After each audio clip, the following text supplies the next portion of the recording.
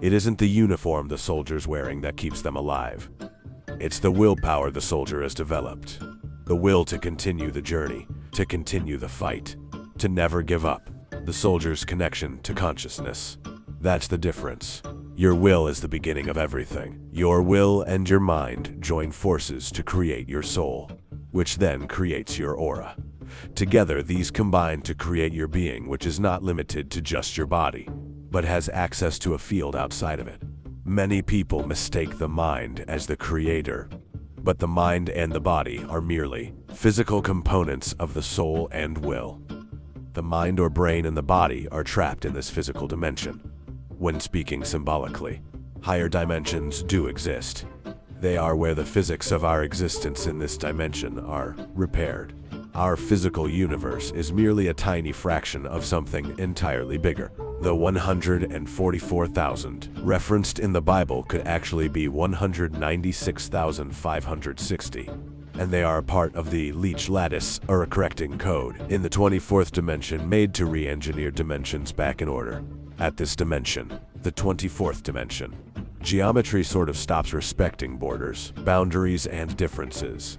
These light barriers are created to defy the confinements of this dimension. Life isn't about physically going to a higher place. It's about gaining a deeper consciousness. Society isn't breaking because the world is cracking. It's breaking because we've forgotten how we fit in it. Our place. The way back never left. We just have to learn how to listen to it. What we call dimensions aren't above us. They're layers buried deep below the everyday noise in our minds. This is why the old knowledge was always hidden in symbols and pictures. Words often fall short of explaining the complexity for all to understand. Order doesn't need to be built and bullied. It needs to be remembered. Not to explain reality, but to align with it, because at certain depths, differences stop holding any weight. They aren't destroyed. They're just irrelevant. This is why the old knowledge was always hidden in symbols and pictures.